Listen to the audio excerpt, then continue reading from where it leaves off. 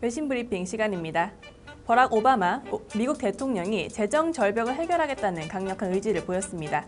기존에 자신이 주장했던 부자 증세 방안도 고수하고 있는데요. 관련된 내용 로이터 보도입니다.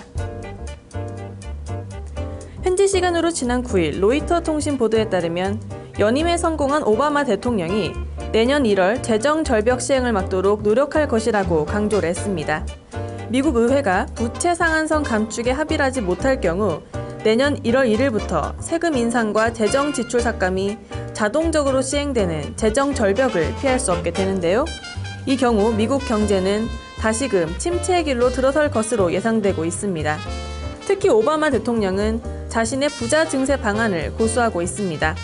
이날 연설을 통해 나는 타협의 가능성을 열어두고 새로운 아이디어를 받아들일 용의가 있다면서도 균형적이지 않은 어떠한 접근법도 받아들이지는 원치 않는다고 밝혔습니다.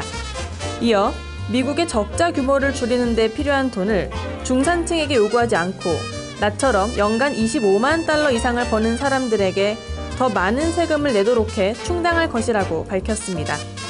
그는 의회와 순조로운 타결점을 찾기 위해 이번 주 양당 의원들과 기업가들을 백악관으로 초대해 논의를 갖는 계획도 고려하고 있다고 전했습니다.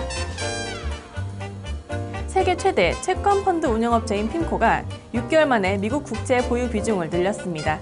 연준의 양적 완화 방침이 영향이 컸는데요. 관련된 내용 블룸버그 보도입니다. 지난 주말 블룸버그 보도에 따르면 빌 그로스 핀코 최고 투자 책임자는 토탈 리턴 펀드의 미국 국채 비중을 20%에서 24%로 늘렸다고 밝혔습니다. 핀코는 지난 4월 이후 국채 비중을 줄곧 줄여온 바 있습니다.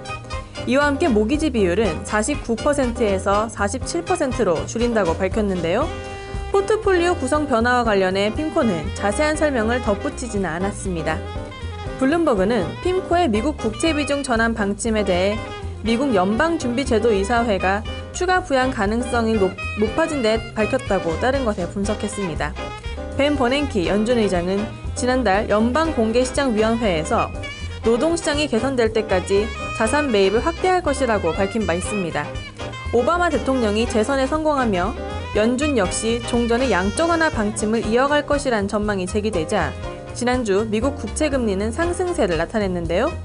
그로스는 투자자들은 물가 연동채권, 지방채 등에 관심을 기울여야 한다고 강조했습니다. 미국의 재정 절벽 우려와 그리스에 대한 구제금융에 대한 우려가 높아짐에 따라 달러가 3일 연속 강세를 이어갔습니다. 이 소식 마켓워치 통해 살펴보겠습니다.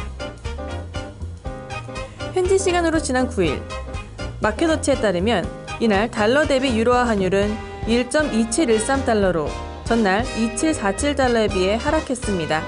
유로화는 이번 한 주간 달러 대비 1% 떨어졌습니다. 지난 9월 유럽 중앙은행이 무제한 국채 매입 방침을 전한 이후 가장 낮은 수준으로 내려앉은 것입니다. 이에 따라 주요 6개국 통화 대비 달러 가치를 나타내는 달러 인덱스도 81.044로 전날 80.807에 비해 올랐습니다. 달러 인덱스는 지난주 0.6%가량 올랐습니다. 제레미 스트레치 CIBC 투자전략가는 미국의 재정 절벽에 대한 우려가 가시지 않을 경우 달러는 줄곧 강세를 나타낼 것이라며 유럽의 상황이 개선되지 않을 시 유로 환율은 1.2660달러까지도 내릴 수 있다고 진단했습니다. 이 밖에 달러는 영국의 파운드와 일본의 엔화에 대해서도 강세의 흐름을 이어갔는데요. 이 역시 안전자산에 대한 선호도가 높아졌기 때문으로 분석됐습니다. 지금까지 외신 브리핑이었습니다.